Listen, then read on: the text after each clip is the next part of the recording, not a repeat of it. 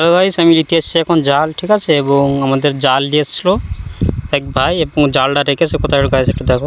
এই পুকুর দেখতে জুম করতে দেখো, এইখানে পুকুরে জাল রেখেছে এবং এই পাড় দেখতে পাচ্ছি এখানে চতুর্দিকে পানি এবং যেতে হবে এই বিল দিয়ে জাল আসতে হবে এবং জালটা তুলিনি এবং আমি বহুত কষ্ট করে এগুলা জালটা এখানে বসে বসে তুলেছি। পুরো ভিজে দেখতো, সারা গা ভিজে যাচ্ছে জাল তোলার জন্য। ভাই এরা খুব খারাপ জিনিস, জাল নিয়ে এসছে কিন্তু জালটা তোলে না, যে বাসা ফেল রাখতেছে।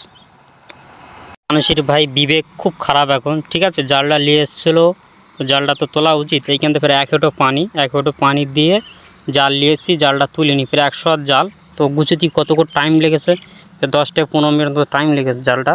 আর ভিজে জাল, আমি যাব পুরো গা ভিজে যাবে শীতের সময়, তো পুরোটাই গা ভিজে যাবে আমার। ভাই এরকম করলে ভাই আসলে খারাপ লাগে মানুষের, ঠিক আছে। এবং 3টে জাল আন দেখি ভাই দম লেগে গেছে, পুরো বাইক পুরো ভিজে গেছে, স্কুটি বাইক 3টে জাল তা পুরো ভিজে একদম। লোক জাল এখন গুছোয় না, আগে জাল গুছকে রাখতে হবে, না জাল গুছোয় না গাইস, ঠিক আছে। তো লাইক সাবস্ক্রাইব করে দেবে, ওকে। তো বাই বাই।